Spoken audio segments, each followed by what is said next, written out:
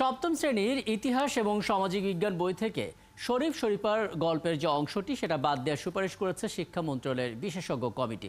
নতুন শিক্ষাক্রমে সপ্তম শ্রেণীর এই বইয়ে মানুষে মানুষের সদৃশ্য এবং ভিন্নতা অধ্যায়ে হিজড়া জনগোষ্ঠী নিয়ে তুলে ধরা হয় এবং শরীফার গল্প উপস্থাপন করা হয়। তখনই আলোচনা এবং সমালোচনার মধ্যে গল্পটি পর্যালোচনা করার জন্য শিক্ষা মন্ত্রণালয় চলতি বছরের ২৪ জানুয়ারি উচ্চ পর্যায়ের বিশেষজ্ঞ কমিটি গঠন করে।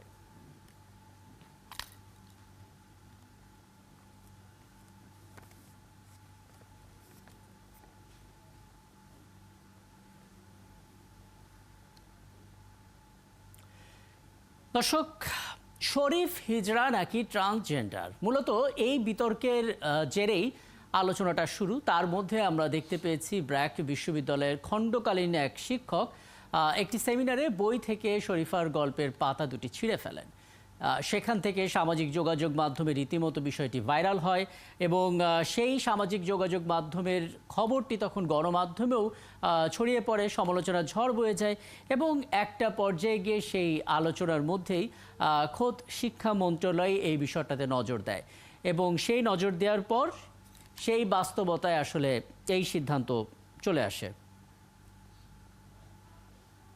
আমরা আসলে বিষয়টি নিয়ে কথা বলতে চাই। আমাদের সঙ্গে আছেন জাতীয় শিক্ষাক্রম উন্নয়ন ও পরিমার্জন কোর কমিটির সদস্য অধ্যাপক এম তারিক আহসান। অধ্যাপক এম তারিক আহসান, আপনাকে আমন্ত্রণ জানাচ্ছি। আমরা আসলে শিক্ষা মন্ত্রণালয়ে দেয়া যে প্রতিবেদন, সেই প্রতিবেদনটা দেখছিলাম। সেই প্রতিবেদনে পাঠ্য বইয়ের বিভিন্ন ভুলের উল্লেখ করা হয়েছে। একটু বলবেন আসলে একজন শিক্ষাবিদ হিসেবে এই শরীফ শরীফার গল্পটি নিশ্চয়ই আপনারও নজরে এসেছে, কি ভুল ছিল বলে আপনি মনে করেন এখানে? আসলে শরীফ শরীফার গল্পটি কিন্তু এর আগের বছরও পাঠ্য বই ছিল। তখন একটি টার্ম নিয়ে কিছুটা বিতর্ক এসেছিল যে ট্রান্সজেন্ডার টার্মটিকে ব্যবহার করা হবে নাকি থার্ড জেন্ডার। তো এই বিতর্কটি যখন আসে তখন কিন্তু শরীফ শরীফার গল্পটিকে নতুন করে আবার লেখকরা সাজানোর পরে কিন্তু ওই বিতর্কিত অংশগুলোকে বাদ দিয়ে দেওয়া হয় এবছর। এবং এর পরেও আবার এবছরও আমরা সেই বিতর্কটিতে আবার দেখি জড়িয়ে যাচ্ছে লোকজন। এবং এবার যে গল্পটি আসলে পাঠ্য বইয়ে গিয়েছিল সেখানে কিন্তু খুব সচেতনভাবেই চেষ্টা করা হয়েছে যে বিতর্কগুলো যেন না থাকে। তারপরও একটি দুটো বাক্য নিয়ে তাদের বিভিন্ন আপত্তি আমরা দেখেছি বিভিন্ন লোকজনের মুখে। সেই বিষয়গুলো হয়তো ঠিক করার সুযোগ ছিল বা সেটিকে রিরাইট করার সুযোগ থাকতে পারতো, কিন্তু আমরা যেটা দেখছি যে এখন সুপারিশ এসেছে এটিকে বাদ দেয়া। এইটি আমি মনে করি যে আসলে পাঠ্য বইয়ের এই যে যোগ্যতাটি অর্জন করার জন্য আসলে এই অভিজ্ঞতাটি দেয়া হয়েছে বা পাঠ্য বইয়ে এই অংশটি যুক্ত করা হয়েছে সেটিকে ব্যাহত করবে। কারণ আমরা চাই যে আমাদের সমাজে যে বৈচিত্র্যগুলো আছে, যে মানুষের মাঝে যে বৈচিত্র্যগুলো আছে, বৈশিষ্ট্যগুলো আছে, সেগুলোকে যেন খুব ইতিবাচকভাবে আমাদের শিক্ষার্থীরা গ্রহণ করে এবং তারা তাদেরকে সেগুলো মেনে নিয়ে এবং ওয়েলকাম করেই যেন বেড়ে ওঠে, সমাজের একটি অংশ হিসাবে যেন তাদেরকে ভাবে, তাদেরকে যেন বিচ্ছিন্ন না করে ফেলে সমাজ থেকে। আমরা জানি যে তৃতীয় লিঙ্গের মানুষরা আমাদের এই দৃষ্টিভঙ্গির কারণেই কিন্তু সমাজ থেকে বিচ্যুত হয়ে গেছে, তাদেরকে আলাদা থাকতে হয়, তাদের পরিবার তাদেরকে স্থান দেয় না।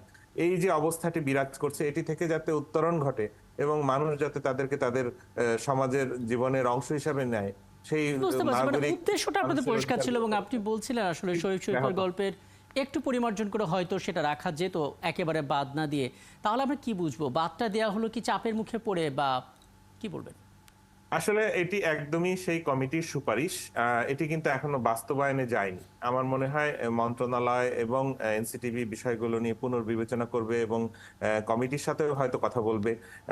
তবে আমার মতামত হবে যে আসলে যে উদ্দেশ্য নিয়ে এই গল্পটিকে আমাদের পাঠ্য বইয়ে দেয়া হয়েছে সেটিকে ব্যাহত না করা, আমরা সেটিকে রিরাইট করতে পারি, অন্যভাবে উপস্থাপন করতে পারি, কিন্তু অবশ্যই আমাদের তৃতীয় লিঙ্গের মানুষের বিষয়টি আমাদের পাঠ্য বইয়ে থাকতে হবে। এখন এটা তো একটা বড় চ্যালেঞ্জ হয়ে গেল, মানে একটা জিনিস বোঝানোর পরিকল্পনা আছে, একটা উদ্দেশ্য আছে, কিন্তু এই জিনিসটা আসলে সমাজে মানে যারা ছড়াচ্ছেন বা সামাজিক যোগাযোগের মাধ্যমে ব্যাখ্যা করার চেষ্টা করছেন, অভিযোগ করছেন, তারা হয়তো জিনিসটা ঠিক মতো নিতে পারছেন না বা ভুলভাবে বুঝছেন।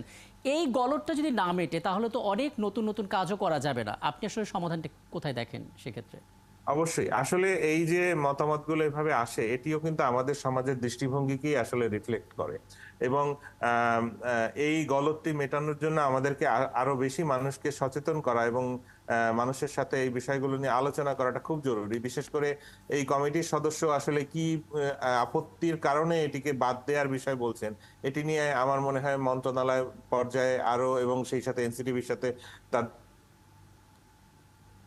আরো আলোচনা দরকার, তারপরে এটির সিদ্ধান্ত নেওয়া দরকার বলে আমি মনে করি। সবশেষে একটু বলবেন, এই পাঠ্যক্রমের কারিকুলাম বিশেষজ্ঞ হিসেবে আপনি নিজে মনে করেন কিনা যে জনমতের ভিত্তিতে শিক্ষা কারিকুলাম হওয়া উচিত? না, আসলে শিক্ষা কারিকুলাম হতে হবে একটি রাষ্ট্রের নাগরিকদেরকে ভবিষ্যতে রাষ্ট্র কিভাবে দেখতে চায় তার উপর ভিত্তি করে। কখনোই পপুলার ডিসিশনের মাধ্যমে কারিকুলাম তৈরি হয় না, পৃথিবীতে কোথাও হয়নি সেটি। এবং কারণ মানুষের কাছে একটি পারসেপশনের ভিত্তিতে একটি জিনিস ভালো লাগতে পারে, নাও লাগতে পারে, কিন্তু ভবিষ্যতে কোনো একটি বিষয়ের ভালো কিছু অর্জনের জন্য, একটি জাতিকে সামনে এগিয়ে নেওয়ার জন্য হয়তো সেটির প্রয়োজনীয়তা আছে। কাজেই পপুলার ডিসিশনের ভিত্তিতে আসলে শিক্ষাক্রম তৈরি কাজটি অবশ্যই করাটি ঠিক নয়। এটি গবেষণার ভিত্তিতে এবং ভবিষ্যৎ প্রেডিকশনের ভিত্তিতে করা দরকার। আপনাকে অনেক ধন্যবাদ, আপনি আমাদেরকে সময়টা দিয়েছেন।